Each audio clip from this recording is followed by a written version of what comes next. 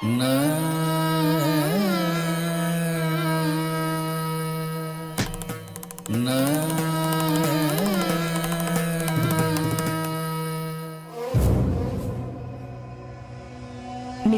ఎలా చెప్తే అర్థం చేసుకుంటుంది?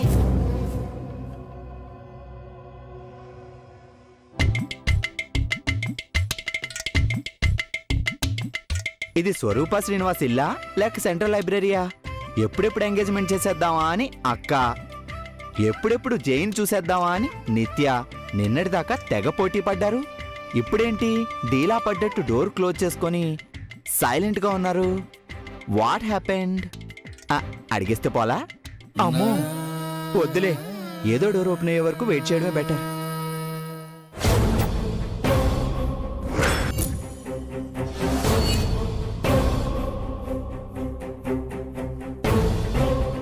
మామ్, ఏంటి నిత్య? మామ్, రూమ్ లో ఉంది నిత్య. మావయ్య, జయ ప్రెజెంట్ చేసిన గిఫ్ట్ తీసుకురా. ఎప్పుడెందుకది? జైన్ చూసేసావు కదా. Just do what I say. అన్ని అమ్మ బుద్ధులే. ఏంటి నిత్య అరుస్తుంది? తనకు ఏదో ఒకటి చెప్పి మేనేజ్ చేయాలి. మామ్,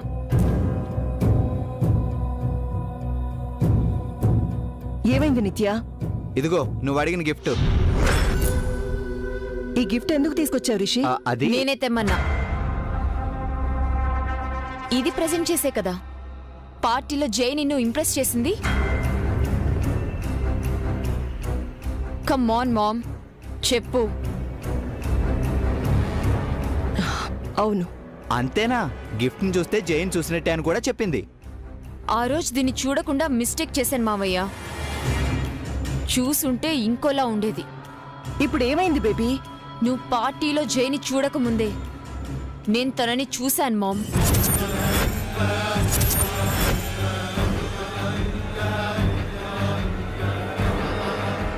మరెందుకు అతను చూడాలి చూడాలని ఎగ్జైట్ అయ్యావు? తనే జై అని నాకు అప్పుడు తెలీదు.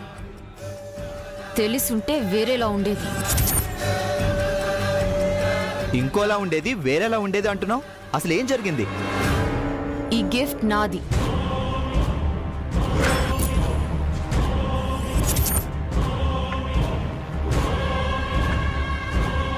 వాట్? ఎస్ మామ్, జై నన్ను చీట్ చేసి తీసుకున్నాడు.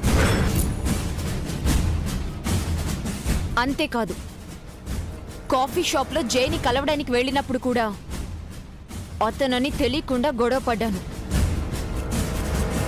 ఆ రోజు దారుణంగా హర్ట్ చేశాడు నన్ను. నా కార్ని ట్రాఫిక్ పోలీసులు తీసుకెళ్లేలా చేసి నా ఈగోని నడి రోడ్డు మీద నిలబెట్టేశాడు.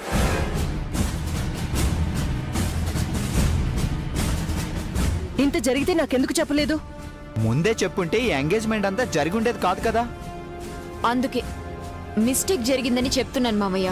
ఇప్పుడేమంటావు నిత్య? ఇంకా అనడానికి ఉంది. ఈ సంబంధం తనకి నచ్చలేదని జైన్ చూడక ముందు నుంచే చెప్తూనే ఉంది. నేను కూడా జైన్ ఒకసారి చూడమని చాలాసార్లు చెప్పాను. నా మాట ఎవరైనా విన్నారా? సాంప్రదాయం అని నువ్వు, థ్రిల్లింగ్ అని తను. ఇప్పుడేమైందో చూడండి. వాడు గ్రద్దని గిఫ్ట్గా ఇచ్చినప్పుడే నాకు అర్థమైంది. మన బిజినెస్ ని, నిత్యను గ్రద్దలా తనుగుపోతానని సింబాలిక్ గా చెప్పాడు. నా లైఫ్లో నేను ఎప్పుడైనా హర్ట్ అయ్యానంటే జే ఎదురుపడిన 2 సిచ్యువేషన్స్లో మాత్రమే మామ్. తనలాంటి సైకోని, సాడిస్ట్ని, ఈగోయిస్ట్ని నేనెప్పుడు చూడలేదు.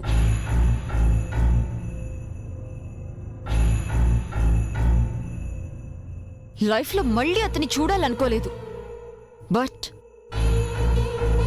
తనే నా లైఫ్లోకి వస్తాడని ఊహించలేదు. ఇంతకీ ఫైనల్ గా ఏం చెప్పబోతుంది? Mom, I don't want him.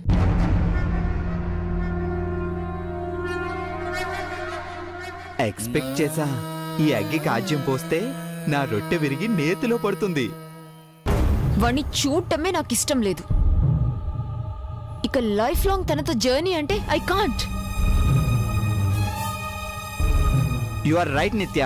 నిన్ను అంతగా ఇన్సల్ట్ చేసిన వాడితో కలిసి బ్రతకడం కష్టమే. థ్యాంక్ గాడ్, ప్రాబ్లం నువ్వే సాల్వ్ చేశావు. జరిగిన ఎంగేజ్మెంట్ ని క్యాన్సిల్ చేయండి. జరగబోయే పెళ్లిని ఆపండి. This match is over. Well done Nithya, royal గా డెసిషన్ తీసుకున్నావు. అక్క, ఇంకేం ఆలోచించొద్దు. నిత్య మాటే మన మాట.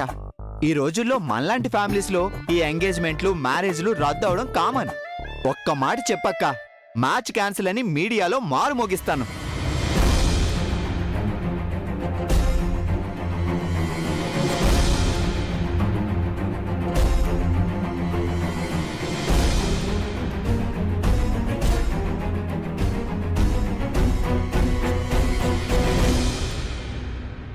ఏంటి mom, do you have any objections? No baby, నాకు నువ్వే ఇంపార్టెంట్. నీకంటే నాకు ఎవరూ ఏదీ ఎక్కువ కాదు. అవునక్క, నిత్యనే మన first priority. Thank you mom. Thank you baby. నిజానికి నేనే నీకు థ్యాంక్స్ చెప్పాలి. ఎందుకు? ఎందుకైతే నీకెందుకురా. నిత్య, ఇప్పుడే వాళ్ళకి కాల్ చేసి మ్యాచ్ క్యాన్సిల్ అని చెప్తాను. 1 minute మామ్. మళ్ళీ ఏంటి నిత్య?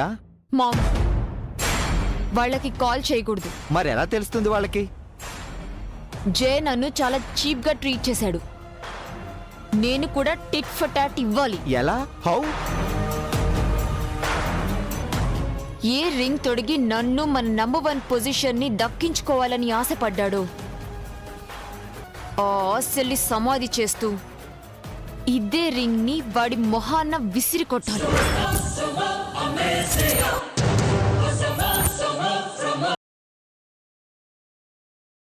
ఏంటయ్యా చారి, చెవి కోసిన మేకలా సార్ సార్ అంటూ అరిచి ఇప్పుడు సైలెంట్ గా ఉన్నావే? మరి చెవులు కుట్టించుకున్న పిల్లల ఆ ఆర్తనాదాలేంటి? ఏంటి చారి, ఏమైంది?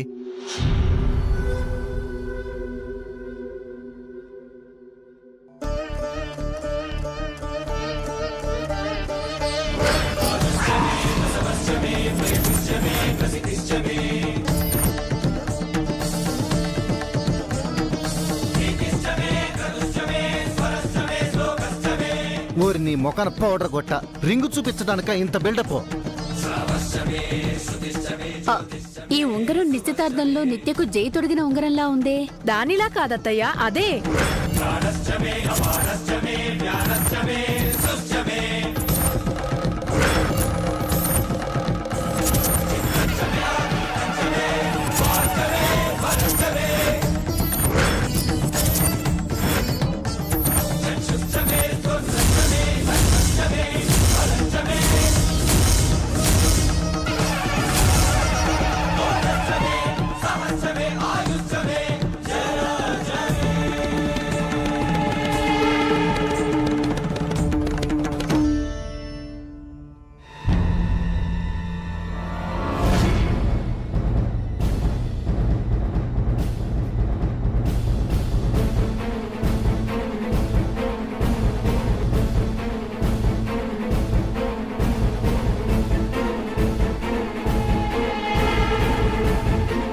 ఈ రింగ్ నీ దగ్గరికి ఎలా వచ్చింది చారి? బహుశా అమ్మాయి పడేసుకుంటే ఈడికి దొరుకుంటుంది బావా. లేదండి, స్వరూప శ్రీనివాస్ గారి తమ్ముడు రిషి మన ఆఫీస్కొచ్చి ఈ రింగు నాకిచ్చి వెళ్ళాడు. ఎందుకు? రింగు డిజైన్ నచ్చలేదేమో చెల్లెమ్మా. కాదండి, మన జైసారే నచ్చలేదంట. అందుకే జరిగిన నిశ్చితార్థాన్ని క్యాన్సిల్ చేసుకుని జరగబోయే పెళ్లిని రద్దు చేసుకుంటున్నట్టుగా ఈ రింగ్ ఇస్తూ చెప్పాడు.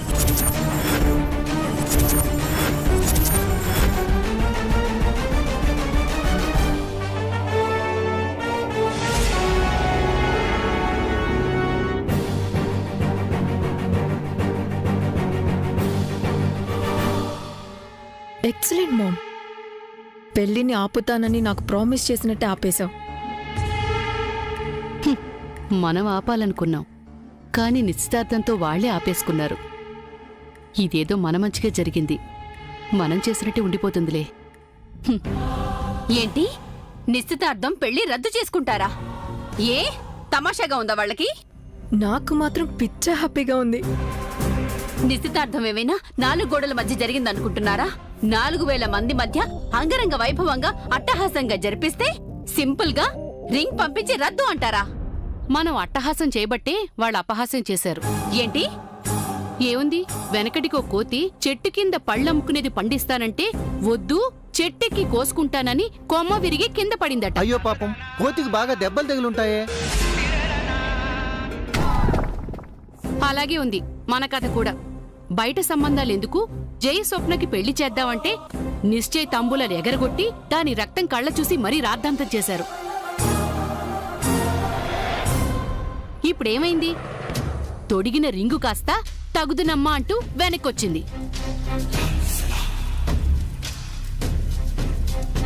చంద్రిక, సందర్భం ఏంటి? నువ్వు మాట్లాడేదేంటి? అసందర్భంగా ఏం మాట్లాడుతున్నానన్నయ్య? ఇదే నీ మేనకోడలైతే ఇలా రింగు వెనక్కి పంపి పరువు తీస్తుందా?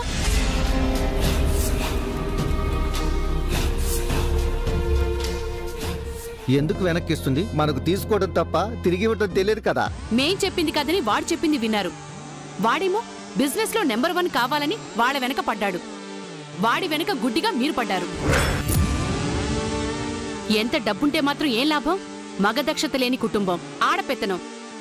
ఇక పద్ధతులేం తెలుస్తాయి, గౌరవ మర్యాదలే ఉంటాయి. చెప్పింది చాలు చంద్రిక, ఇక ఆపు. చారి, అసలేం జరిగిందో పూర్తిగా చెప్పు. ఆయన ఆఫీస్కి వచ్చి ఈ రింగ్ నా చేతికిచ్చి మ్యాచ్ క్యాన్సిల్ అన్నాడు సార్. ఎందుకు అని అడిగాను. నిత్య మేడంకి మన జై సార్ నచ్చలేదు అని చెప్పి వెళ్ళిపోయాడు సార్. ఎందుకు నచ్చలేదు? ఏం తక్కువ జైకి? వాళ్ళకంటే ఒక్క పొజిషనే కదా తక్కువ ఉన్నాం. కానీ మేడం, అసలు కారణం ఏమిటంటే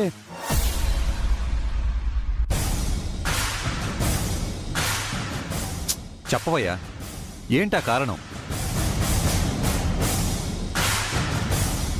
అడుగుతున్నది నిన్నే, చెప్పు.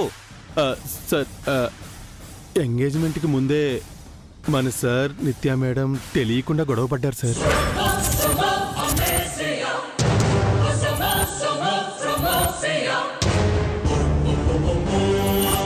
అది మనసులో పెట్టుకుని మ్యాచ్ క్యాన్సిల్ చేశారేమో సార్. గొడవ పెడితే కూర్చొని మాట్లాడుకోవాలి, మ్యాటర్ సెటిల్ చేసుకోవాలి. అంతేకాని మ్యాచ్ క్యాన్సిల్ చేస్తారా? అందరూ మళ్ళాగా అణిగిమణిగి ఉండరుదినా?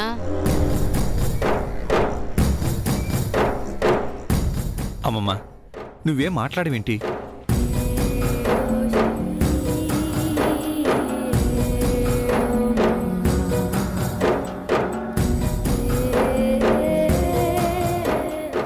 నువ్వేం మాట్లాడట్లేదేంటి జై?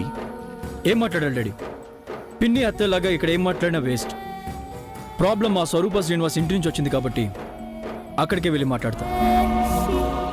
సరే కార్తీక్ సార్,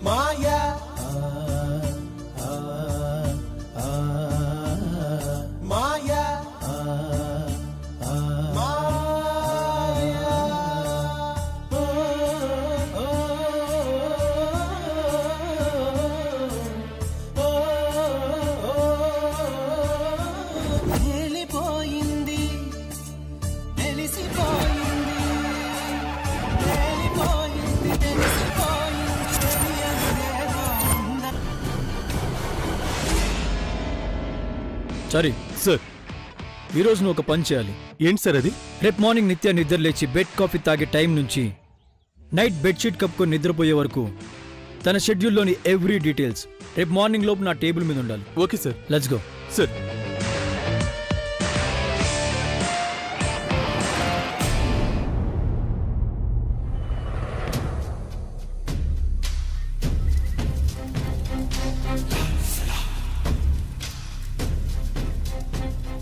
మామ్, ఏంటి ఏదో సీరియస్గా ఆలోచిస్తున్నట్టున్నా? ఏం లేదే మమ్మీ, బట్ ఎనీవేస్ నీకు థ్యాంక్స్ చెప్పాలి. నిన్నటిదాకా సందడిగా ఉన్న ఇంటిని చిన్న రింగ్ వెనక్కొచ్చేలా చేసి సైలెంట్ చేసేసావు. ఏం ప్లాన్ చేసావో గాని హ్యాట్స్ ఆఫ్ మామ్. నేనేం చేయలేదే. ఏంటి, నీ హ్యాండ్ లేకుండానే ఎంగేజ్మెంట్ క్యాన్సిల్ అయిందా? అవును. ఇంకా నువ్వేదో చేసావనుకున్నాను. పోనీలే, ఎవరు చేసినా మనకు మంచే జరిగింది కదా. ఇక బావ నావాడే. అదంత ఈజీ కాదే. ఏ ఎందుకు కాదు? వాళ్లే రిజెక్ట్ చేస్తే ఎవరేం చేస్తారు? మన ఇంట్లో మిగతా ఎవరి గురించి నాకు భయం లేదే, ఒక్క బామ్మ గురించి తప్ప. మామయ్య బావ ఏం చేయలేంది ముసల్ది, అదేం చేస్తుంది? అదే ప్రమాదం. నిశ్చితార్థం క్యాన్సిల్ అయిన తర్వాత బామ్మ ఒక్క మాట కూడా మాట్లాడలేదు. దేవుడి గదిలో తలుపులేసుకుని కూర్చుంటోంది. అది మన మంచికేగా. ఏదైనా మాట్లాడితే ప్రమాదం గాని మౌనంగా ఉంటే మనకే నష్టం. కాదే, ఆవిడ మౌనం వెనుక ఏదో రహస్యం ఉందనిపిస్తోంది. నిశ్చితార్థం జరిగిన దేవీపురంలో కూడా తను సంతోషంగా లేదు. ఏదో భారాన్ని మోస్తున్నట్టు అలజడిగా కనిపించింది. నిశ్చితార్థం క్యాన్సిల్ అయిన తర్వాత కూడా తన మొహంలో అదే ఆందోళన. ఇదంతా చూస్తుంటే మనకి తెలియంది ఏదో ఉంది. అది ఆవిడ చెప్పట్లేదు. నీదంతా అనవసరమైన భయం మమ్మీ. అది పక్కన పెట్టి పరోక్షంగా జరిగిన మన మంచిని ప్రత్యక్షంగా నువ్వు ముందుకు తీసుకెళ్ళు. బావకు నేనే కరెక్ట్ అని అందర్నీ కన్విన్స్. ఎలాగైనా బావకు నాకు పెళ్లి జరిగేలా చూడు. అప్పుడు ఈ ఇంటిపై ఆధిపత్యం నీకు, బావ నాకు. ఓకేనా? అది నాకల కూడానే. ఈ ఇంటిని ఇంత ఆస్తిని వదులుకోవడానికి నేనేమన్నా పిచ్చిదాన్నా? మీ అమ్మని. Thank you ma'am. నువ్విలానే ఉండు. ఈ ఇంటికి కోడలుగా నేను తప్ప ఇంకా ఏ ఆడపిల్ల వస్తుందో నేను చూస్తాను.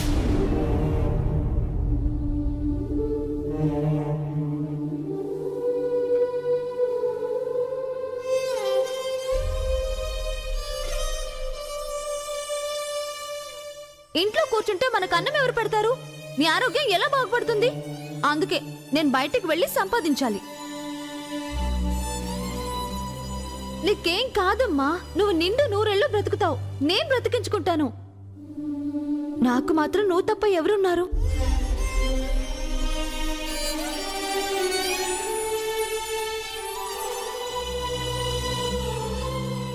ఇవి నా ఆఖరి రోజులే, చివరి రోజులు.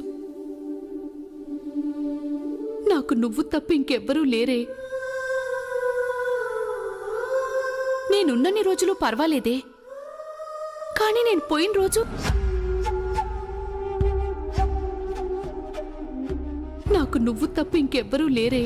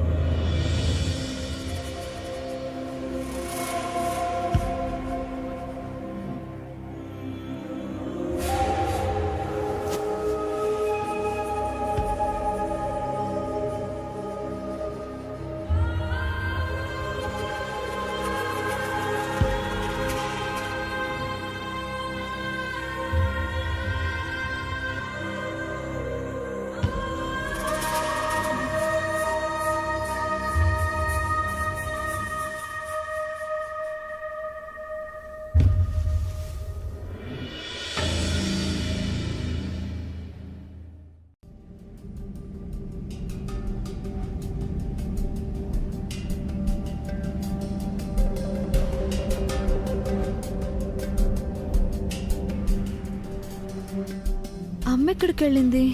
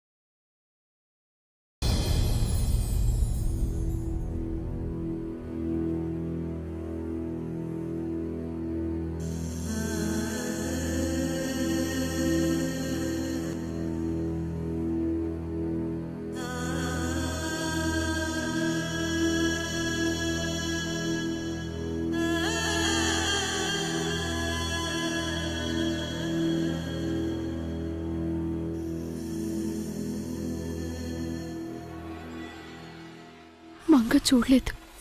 భగవంతుడా,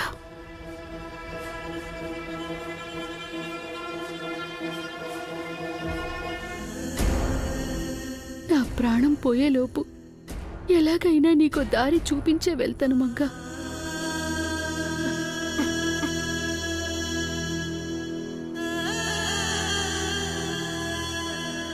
నిన్ను ఒంటరిని చేసి మాత్రం వెళ్ళను. మృత్యుతో పోరాడైనా సరే నీకు మేలు చేసి వెళ్తాను. నా కడ ఊపిరి వరకు పోరాడతాను మంగ.